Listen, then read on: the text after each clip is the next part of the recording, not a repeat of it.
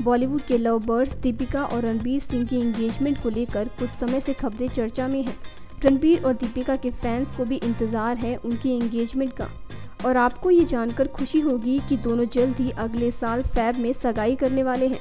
हाल ही में हुए IIFA awards में रणबीर ने दीपिका को स्टेज पर प्रपोज कर दिया था, जिससे ये साफ हो गया है कि दोनों अपने रिलेशनशिप को लेकर कितने सीरियस हैं। अब बस इंतज़ार है अगले साल का, जब दोनों लव बर्ड्स एक दूसरे को एंगेजमेंट रिंग पहनाएंगे। आपको बता दें कि रणबीर और दीपिका जल्द ही फिल्म बाजीराव मस्तानी में एक साथ नजर आएंगे।